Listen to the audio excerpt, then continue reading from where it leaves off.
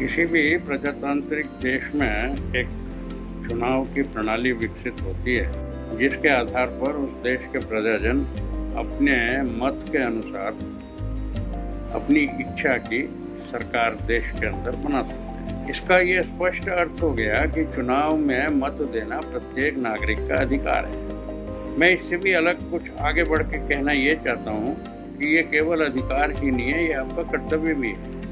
और देखा जाए तो राष्ट्र के प्रति हमारा यही धर्म भी है। यदि किसी कारण से आप अपने अधिकार का प्रयोग नहीं भी करेंगे तो यह तो फिर भी निश्चित है कि जो लोग अपने मत का अधिकार का प्रयोग कर पाएंगे उनकी इच्छा की चुनी हुई सरकार को स्वीकार करना आपकी फिर बाध्यता हो जाएगी। आपने अपनी स्वतंत्रता के साथ स्वयं ही समझौता किया और आपकी इच्छा के विरुद्ध भी कोई व्यक्ति सरकार में आ गए तो इसके लिए आप किसको दोष देंगे?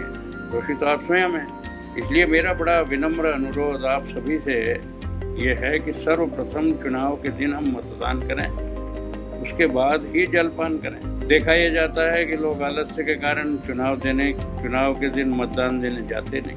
वहाँ पर लाइन लंबी लगी हुई है, भीड़ का हवाला देके जाने के अंदर में लापरवाही बरतते हैं। और इतना भी देखा गया है कि बहुत से परिवारजन 2-3 दिन की छुट्टी लेकर चुनाव के दिन पिकनिक के लिए चले जाते हैं। क्या ये हमारे एक जागरूक नागरिक होने का प्रमाण है? मैं आपसे ये अनुरोध करता हूँ कि चुनाव से पूर्व ही मतदाता सूची के अंदर अपना नाम और विवरण चेक कीजिए। कोई त्रुटि हो तो उसको तुरंत ठीक कराइए, जिससे कि चुनाव के समय आपको किसी भी प्रकार की मत देने में बाधा न आए।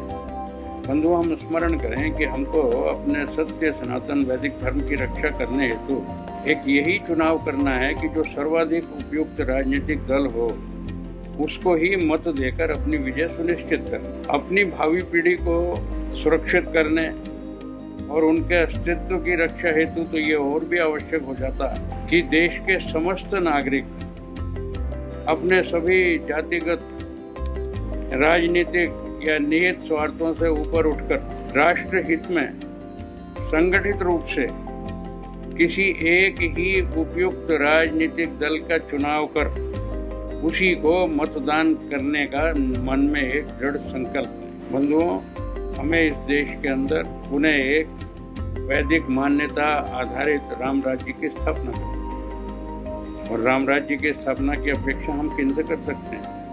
उन्हीं से तो कर सकते हैं जो इस देश के अंदर राम को लाए हैं। वही हमारी इच्छा का, हमारे स्वप्नों का राम राज्य भी इस देश के अंदर ला सकेंगे। एक बड़ी मार्मिक उक्ति है, हम रहें या ना रहें, भारत ये रहना चाहिए। ओम प्रणाम।